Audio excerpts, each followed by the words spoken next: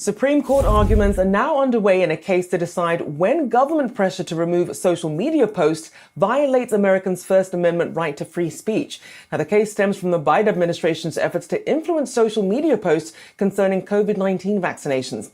Let's bring in Yahoo Finance's Alexis Keenan to tell us more. An interesting test of free speech and influence in the digital age here. Yes, and not the Supreme Court's first this year. It's taking up this case. It's about First Amendment speech protections for companies, for individuals, and they're talking about when the government puts pressure on social media to remove posts that were posted by users.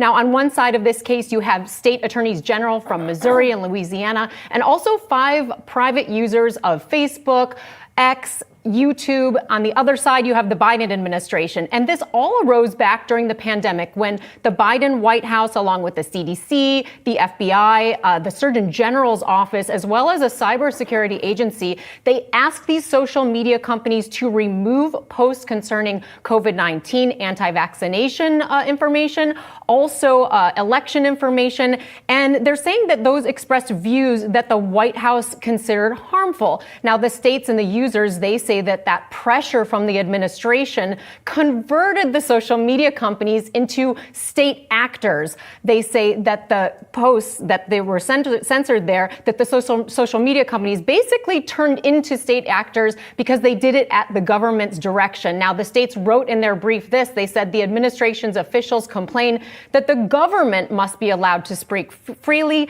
That flips the First Amendment, they say, on its head. The government can speak freely on any topic, they say, but cannot pressure and coerce private companies to censor ordinary Americans. Now, the Biden administration, I want to read to you their argument. Here's how they put it. They say, so long as the government seeks to inform and persuade rather than to compel, its speech poses no First Amendment concern, even if government officials state their views in strong terms, and even if private actors change their speech or conduct in response to those requests.